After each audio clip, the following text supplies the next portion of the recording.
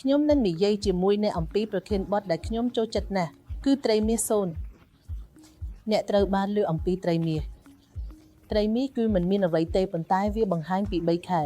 ជាទូទៅការមានផ្ទៃពោះត្រូវបានគេនិយាយថាមានរយៈពេល8ខែឬ3ត្រីមាស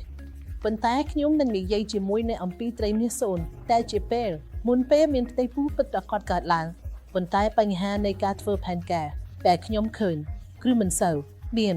ទីតាំងណាស់90នៃការមានផ្ទៃពោះនៅលើពិភពលោកគឺមិនបានគ្រោងទុកហើយឱកាសដ៏ធំមួយក្នុងការការពារបញ្ហាខ្លះដើម្បីបង្កើតបរិយាកាសដ៏ស្រស់ស្អាតដើម្បីរីករាយនឹងដំណើរការទាំងមូលនៃការធ្វើផែនការមានផ្ទៃពោះការឆ្លងកាត់ដំណើរការពិតប្រាកដការបង្កើតកូនការចិញ្ចឹមកូនដោយទឹកដោះម្ដាយលើកលែងតែត្រូវបានខកខានដូច្នេះមាតាបតាដែលនឹងក្លាយជាមាតាបតាទាំងឪពុកនិងម្ដាយវាជាពេលវេលាសម្រាប់ការពិចារណាខ្លួនឯងដែលពួកគេមើលទៅលើសុខភាពរាងកាយសុខភាពផ្លូវចិត្តនិងសុខភាពហិរញ្ញវត្ថុការគាំទ្រក្រុមគ្រួសារនិងសុខភាពផ្លូវវិញ្ញាណផងដែរខ្ញុំនឹងនិយាយ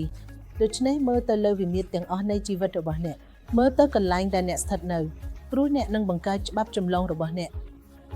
ដូច្នេះប្រសិនបើអ្នកនៅក្នុងលក្ខណៈល្អបំផុតកូនដែលអ្នកបង្កើតនឹងក្លាយជាល្អបំផុត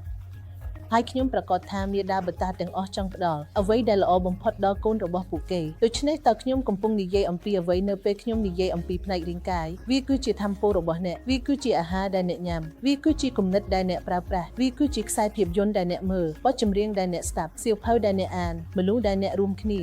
រូបរឿងត្រាងទាំងអស់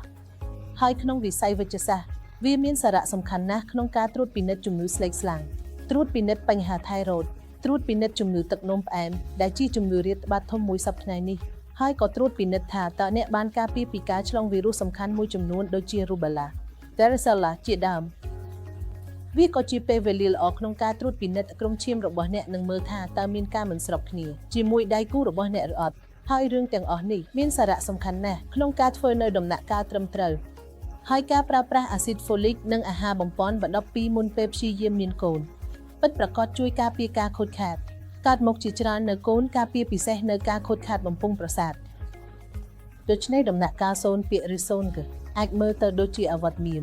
វាមិនមែនទេវាមានសក្តានុពលយ៉ាងធំនេះជាកន្លែងដែលអ្នកដាំគ្រាប់ពូជនិងស្រោចជូរដើម្បីទទួលបានផ្លែឈើត្រឹមត្រូវសម្រាប់ខ្លួនអ្នកមិនត្រឹមតែសម្រាប់គ្រួសាររបស់អ្នកប៉ុណ្ណោះទេប៉ុន្តែសម្រាប់ទីក្រុងរបស់អ្នកសម្រាប់ប្រទេសរបស់អ្នកនិងសម្រាប់ពិភពលោកទាំងមូលដើម្បីធ្វើឲ្យវាក្លាយជាកន្លែងស្រស់ស្អាតសម្រាប់យើងរស់នៅ